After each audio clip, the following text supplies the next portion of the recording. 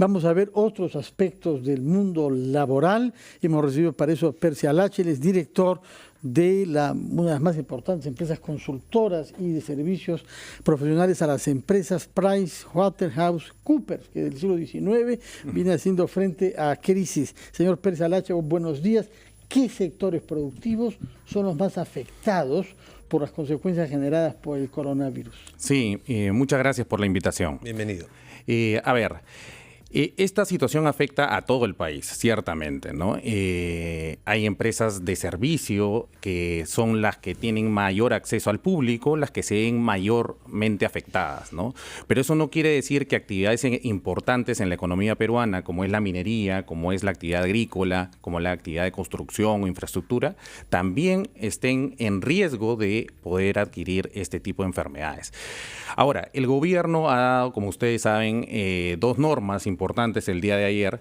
Una ha sido el Decreto Supremo 008, ¿no?, que declara el estado de emergencia nacional, ¿no?, por un periodo de 90 días, y donde da algunos detalles respecto de las personas que ingresan al país, ¿no? Hay una declaración jurada que debe presentar el viajero, se ha dispuesto el aislamiento domiciliario de personas que vienen de España, Italia, Francia y China, y por otro lado el decreto de urgencia, el 025, está reforzando todo el sistema de vigilancia nacional. ¿Y qué es lo que está proponiendo para todas las empresas públicas y privadas? El teletrabajo. Aquí quiero hacer una anotación, porque el día lunes el Ministerio de Trabajo publicó una guía para todas las empresas en el país, para que puedan adecuarse y prevenir los riesgos del coronavirus, ¿no? Entre ellos estaban varias medidas de control que las listo brevemente, ¿no? Primero, comunicar a todo el personal sobre cuáles son los cuidados que deben de tener en esta enfermedad, quiénes son los puntos de contacto en la empresa, por ejemplo, el área de recursos humanos, el área de seguridad ocupacional, para poder, digamos, coordinar las visitas médicas o quizás el aislamiento, tener, digamos, que las empresas puedan entregar equipos de protección personal o implementos higiénicos también para que puedan atender esta enfermedad y estableció algunas cosas, unas medidas laborales que me gustaría comentarlas también brevemente. Por supuesto, doctor Alache, vamos a hacer una pausa muy breve, revisamos nuestros titulares y luego nos explica ampliamente qué contempla. Hay una guía, me parece, desde el Ministerio de Trabajo y que contemplan esta medida de emergencia de cara a la actividad laboral en nuestro país. Ya volvemos.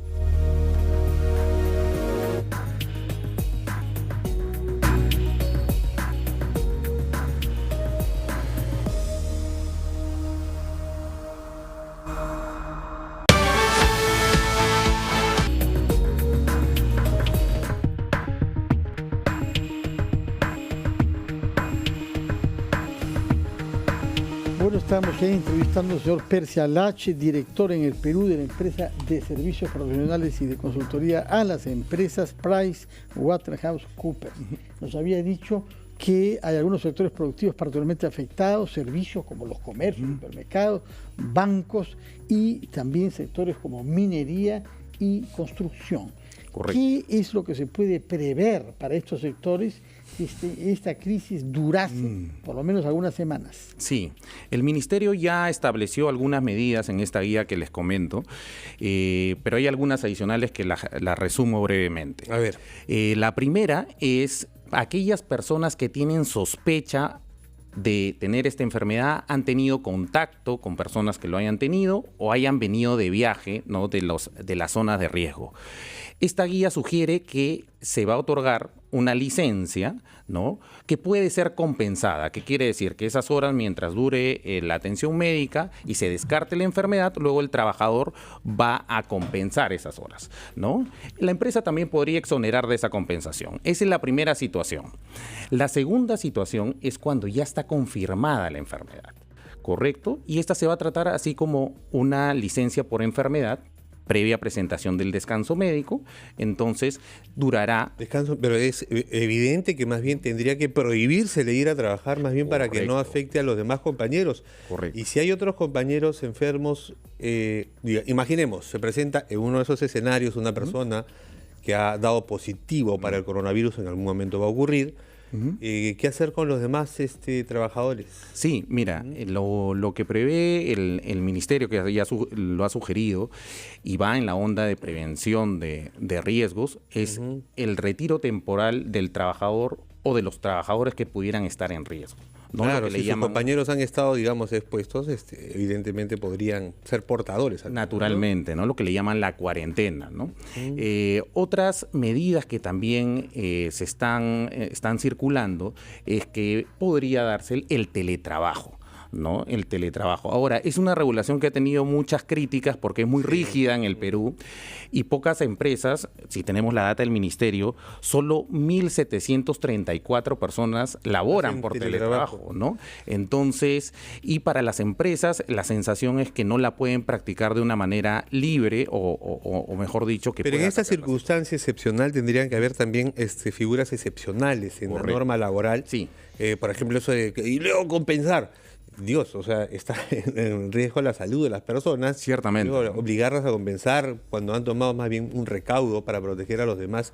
Pero en fin, en Estados Unidos, por ejemplo, se acaba de lograr el gobierno del presidente Donald Trump, luego de reunirse con los representantes de las aseguradoras, que todos los seguros privados de salud cubran pruebas y tratamiento. ¿Esto también debería ocurrir en nuestro país? Sí, porque el sistema nacional de salud ha colapsado, ¿no? Y es más, los reactivos solo los tiene el MINSA, ¿no? Y si alguien quiere acudir a un centro privado, no puede, ¿no? Entonces, porque no está cubierto, hay un tema de esos, ¿no? Sí, por un tema básicamente de certificación, pues, y de manejo de estos reactivos, ¿no?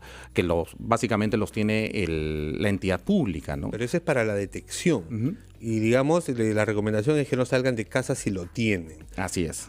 Hay un porcentaje mínimo, alrededor entre el 8 y el 10% va a desarrollar la enfermedad con alguna molestia. Ellos deberían tener esa protección del seguro. Sí, sin duda, ¿no? Y hay dos formas de hacerlo, ¿no? A través de los seguros privados, ¿no? Que van a seguir esta etapa post-tratamiento, y también una vigilancia que laboralmente las empresas deben cumplir, que es seguridad y salud en el trabajo, ¿no? Que tienen que monitorear cómo va de alguna manera evolucionando la enfermedad hasta que finalmente salga de esto, ¿no? Hay un sector particularmente perjudicado que es el turístico. Sí. Empresas, agencias de viajes, hoteles. ¿Ustedes hacen consultoría a estas empresas? Sí, ellos también han implementado políticas o lineamientos diciendo, prácticamente comunicando al personal que si hay algún nivel de exposición o riesgo, deben retirarse a sus domicilios en esta situación de aislamiento domiciliario. Se han implementado también cuestionarios de vigilancia, ¿no? Justamente. ¿Cómo hacer, por ejemplo, un trabajador de un operador turístico en el Cusco, donde recibimos muchísimo turista? El gobierno ha dicho cuarentena para aquellas personas que llegan al Perú 14 días, procedentes de, China, Italia, España, los países más afectados por el coronavirus. ¿Está obligado un trabajador, por ejemplo, del sector turismo a tener contacto directo con esos turistas que llegan de esos países? ¿O se puede negar? Tenemos una figura nueva ahí, pues, ¿no? Sí, y es más, en España ya se ha planteado una suerte de resistencia del trabajador a exponerse a riesgos, ¿no?